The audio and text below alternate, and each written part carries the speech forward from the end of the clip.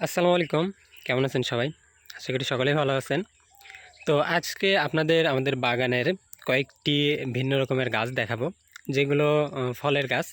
যে ফলের গাছগুলো সচরাচর দেখাই যায় না, খুব কম বাড়িতেই সেগুলো লাগানো থাকে। আমাদের বাড়ির পাশেই যে বাগান, এই বাগানে রয়েছে। প্রথমত আমরা একটা ফল দেখাই, সেটা হচ্ছে কাঠলিচু। তো এই কাঠলিচু গাছ খুবই একটি ছোটো গাছ, এখনও ফল ধরতে মনে হয় 2-3 বছর লাগবে সময়, তারপরে ফল ধরবে। তো এই কাঠলিচু খেতে কিন্তু খুব সুস্বাদু, লিচুর মতোই, কিন্তু একটু শক্ত, এবং এর যে উপরের ছালটা রয়েছে, এই ফলের ছাল, সেটাও মোটামুটি শক্ত। এরপরে আরেকটি গাছ দেখাই, সেটা হচ্ছে আমাদের হচ্ছে লংবেরি।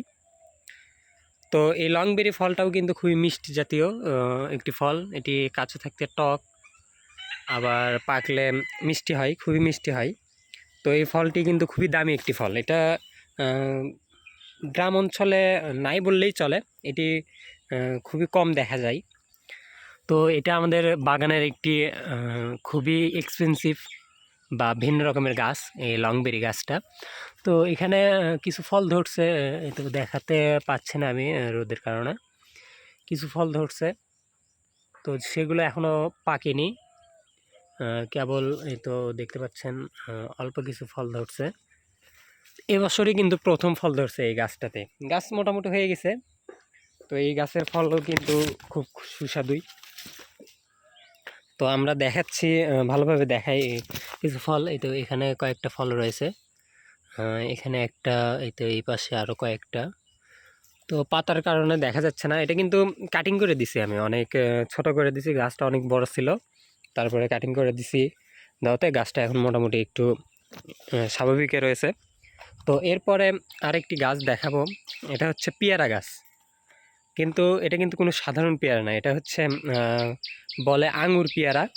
তো এই আঙুর পেয়ারা বলার কারণ হচ্ছে এই পেয়ারাটা ধরে, এই তো দেখতে পাচ্ছেন এখন খুব একটা নাই, থোকায় থোকায়, মানে আঙুর যেভাবে থোকায় থোকায় ধরে, এই পেয়ারাটাও মানে ওইভাবেই থোকায় থোকায় ধরে। এর সাইজটা কিন্তু খুব একটু বড় হয় না, স্বাভাবিক। এই তো দেখতে পাচ্ছেন এর থেকে একটু বড় হবে, মানে আঙুরের মতোই, কিন্তু খেতে কিন্তু খুবই সুস্বাদু। কাঁচা অবস্থায় টক, কিন্তু পাকলে খুবই মিষ্টি হয় এই পেয়ারাটা। এটা আমার এইভাবে বলতে গেলে যে এটা আমার খুবই প্রিয় একটি ফল। আমি বাগানে আসলেই এই ফলটা খাই প্রায়, মানে সব সময় বাগানে আসলে তো আমি কোনো সময় খালি মুখে বেরি হই না বাগান থেকে, যে কোনো একটি ফল খাই। তো এই বাগানটা এমন একটি বাগান, যেখানে মানে কেউ যদি আসে কোনো সময়, তো খালি মুখে বের হতে হবে না, এখানে অনেক রকমের গাছ রয়েছে। তো তারপরে আরেকটি গাছ দেখাই, এটা হচ্ছে আমাদের নীল চেরি গাছ। তো এখন এটাতে কোনো ফল নেই, এটাতেও কিন্তু খুবই ভালো ফল হয়। গত বছর আমরা খাইছি, খুবই মিষ্টি হয় এই ফলটা। তো এরপরে আরও কিছু যদি দেখাই, এই বাগানে আমাদের আরেকটি অনেক দামি একটি ফল গাছ রয়েছে, সেটি হচ্ছে অ্যাভোকাডো। অ্যাভোকাডো কিন্তু খুব একটা পরিচিত ফল না, এটা খুবই অপরিচিত একটি ফল। সচরাচর 2-1 জন চিনবে হয়তো বা অ্যাভোকাডো, এটা বাহিরের একটি ফল।